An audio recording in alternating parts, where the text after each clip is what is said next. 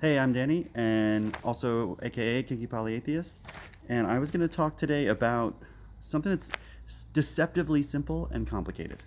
I want to talk about boundaries, rules, and agreements.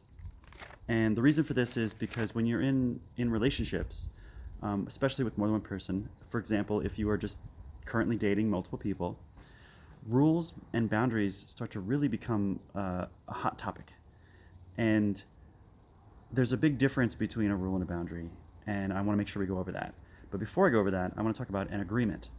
So, an agreement is something that you and I both agree on, right? Well, not always. Sometimes an agreement is something you agree with yourself, and that is a boundary. So, here we go. I'm just going to give you an example. If I say you can't drive drunk, that's a rule. If I say I will not ride in a car with you if you have been drinking, that is a boundary. So the big difference there is that a boundary talks about what I will do with myself, what decisions I will make for me, and what actions I will take for me. What's allowed to go along in my space or my boundary. So when I say I will not get in your car if you've been drinking, that is a boundary. I'm talking about how I'm going to govern my actions.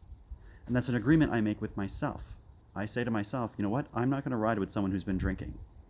And it's up to me to enforce my boundary, because no one else is going to enforce my boundary for me.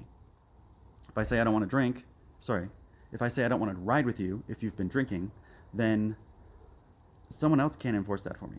They can try, but what it comes down to is I have to be the one who's not going to step into that car. Okay?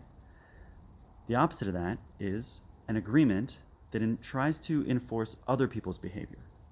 So if I say you can't drive drunk, I'm saying there's a rule here, and the agreement is you're not allowed to drive the car if you've been drinking. And now I'm enforcing this rule on you. And that's a big difference.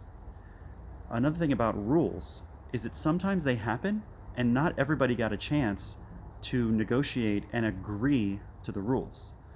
For example, the rule for not being allowed to drink and drive is a law here in our society.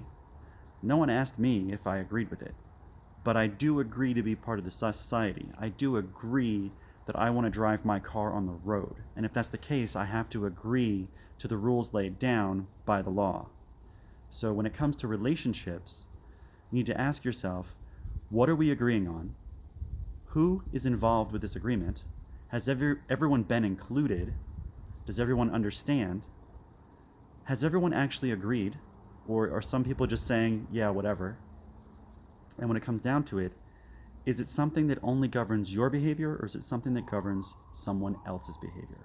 If we all agree, for example, that we'll be home by 6 o'clock for dinner, then that's a rule. And we all agree on it, and we all make sure it works, and we can all enforce it. However, if we say, hey, I'm going to be making dinner at 6, you can be here if you want, but I'm going to start eating at 6, that's a boundary.